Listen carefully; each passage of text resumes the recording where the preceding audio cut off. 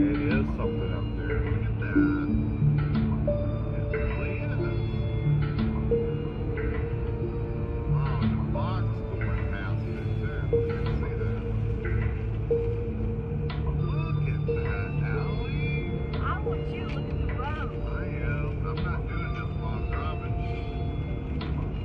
Look at that. Oh my God. It's something up there. The Scott guy is right. I'll have to email must have or something. Post it or something. Look, I'm doing it. Moving it. Look at this. It's there. It really is. We are one step closer to answering the age-old question, are we alone in the universe? NASA announced the discovery of 7 Earth-sized planets around a star about 40 light years away from Earth. That translates to 235 trillion miles. All 7 could have water, which means the key to life is like ours there. 3 of the planets fall in the habitable zone. That's where liquid water on the surface is most likely. CBS News science and futurist contributor, that's Michio Kaku, is a physics professor at the City University of New York. Welcome. We haven't seen you in a long time, but you're only here when it's something big, and this is big. This is big. I heard it described as this, Michio. It's like finding a pot of gold next to the Holy Grail. Is it that big? It's big. This is NASA has hit the jackpot this time. Okay, the Holy Grail is to find an Earth-like twin in outer space. We've now taken a giant step toward that, to find another planet in outer space, perhaps with oxygen, perhaps with liquid oceans, perhaps with radio transmissions, perhaps some life form. Not just one. That's right. We have 7 triplets. possible candidates. This is unprecedented.